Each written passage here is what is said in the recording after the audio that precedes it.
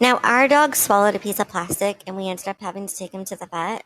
I'm going to talk about that experience and what to look out for so that you guys know so you don't end up in the same predicament that we did. So this is our dog. He's a small little black terrier mix. And let's see. He's only 1 years old. He was behaving kind of strangely. He would get up and reposition himself a bunch of times when laying down, like he couldn't get quite comfortable. And then when you would put him on the floor, he would spin around and then just sit, like something was bothering him. He would randomly close his eyes shut, like he was in pain, and it just looked like he could not get comfortable no matter what he did. This is how he behaved in the vet's office. As you can see,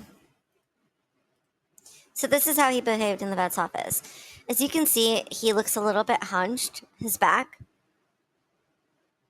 He looks a little bit rigid and stiff. And look at his eyes. He's a little bit like he's not feeling too good. And he was just hunched this entire time. I knew that the night before he had eaten a piece of plastic, and normally he'll eat something and then just pass it through. But for some reason this time, he couldn't pass it. So, because he was acting so strangely compared to how he normally acts, we rushed him to the ER, and they actually told us he wasn't an emergency because his breathing was fine, his heart was fine, and his everything looked fine about him. I ended up coming back to get him checked. We ended up coming back to get him rechecked again at normal office hours as opposed to the ER, which was, I believe, 2 hours later. And again, all his vitals checked out. He was completely fine, but I knew something was wrong. He wasn't acting normal. They ended up offering to do X-rays, which we did. Now these were very expensive X-rays. I'm going to show you all three of them, and then I'm going to show you what they found. So here's the first X-ray. Here's the second X-ray. By the way, when they did this original X-ray, the vet said that he couldn't tell for sure what was inside my dog, so he had to get a specialist's opinion, which the X-ray was $500 just to get the X-ray, and then another 200 to get a specialist to read it because the vet himself couldn't read it. Because the vet was unsure, he needed a second opinion. Now, if you follow my mouse here, this is where the alleged plastic was. So you can see because it's much brighter than the other things in my dog's intestines, this is a very bright object or shade.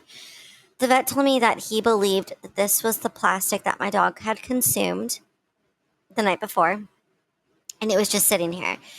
He got a specialist opinion, and the specialist stated that my dog would pass it because it wasn't obstructing anything. Even though it looks like it's obstructing, it's actually not. I was also told that little terriers have very small intestines, so when they eat things like this, as opposed to like a Labrador eating it, it has the potential to get stuck because their intestines aren't as big as a bigger dog's. So this was the plastic, and it eventually did pass. The bill in total, which I will show you guys, was a lot of money. This whole thing ended up being like over $1,000, but this piece of plastic ended up passing a day later, which I know if I had just waited a day, I would not be $1,000 out of money. But I was very scared. But we were very scared we would not be out $1,000 of our money, but we were very scared for our dog. And this little piece right here ended up passing. So again, if you're nervous about the way your dog's behaving after consuming plastic, and your dog is doing things such as turning around, sitting down abruptly, repositioning itself, dragging its butt, if you take it to the vet and the vet says the vitals are fine, I would personally not. I would personally again not spend $1,000 just to get X-rays and stuff. Like I said, the X-rays were $500.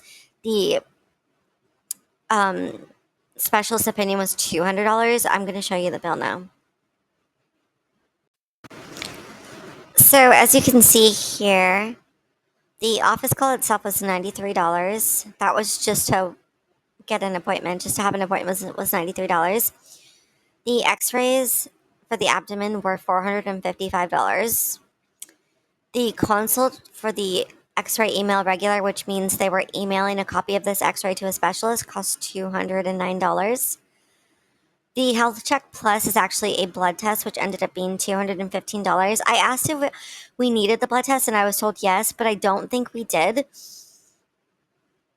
because it didn't contribute anything, and we already knew that my dog had swallowed an object, so I'm not sure why I was charged an additional $215 for a blood test that we didn't need. The fluids to flush out the object to try to help him go to the bathroom quicker was $82. And hazardous waste, which I'm sure is just gloves and things like that, was $11. The total for our dog ended up being $1,067.10. So this was a very expensive scare. If I had to go back and do this all over again, I would have got the office call and I would have done the fluids for sure. I might have been I might have done the x-ray just to be safe, but I would not have done the specialist. I would have not have done the blood test. The blood test was unnecessary, and I feel like I feel like sometimes they'll add on additional charges in a vet, which you shouldn't have to do. Like, I would not have got the blood test knowing that it was just an x-ray. And I feel like because I was scared and vulnerable and unsure of what was happening, I ended up saying, just do it all, which is not a good mentality to have. You need to be careful when you go into vets and what you want to get done.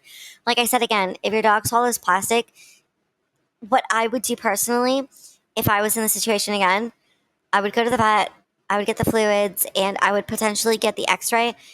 If you didn't want to spend this much money, I would just go and get the fluids and that's it, which would cost you $82. But yeah, this was a very, very expensive scare, which is why I'm warning you guys that if your dog consumes something that your dog is not supposed to, and your dog shows any of the following signs that mine did, know that it's not fatal. Know that your dog will likely pass the object, and I would personally just wait one day to see if it passes on its own before you go in. I think I jumped the gun. I think I went way too soon. I think I took the dog when he didn't need to go yet. We didn't even know what was going on, and I paid $1,000. We paid $1,000, which is like the kind of money you would pay for a surgery, not for a checkup. So don't make the same mistake I did. If your dog shows these signs, he's likely going to be okay. If you have this situation going on, or you're confused about something, please write in the comments below, and I'll try to answer any questions that you have. I'm gonna start trying to post videos of everything that I've been through with my animals, so that you guys don't have to go through the same things and be as scared and know that things will be okay.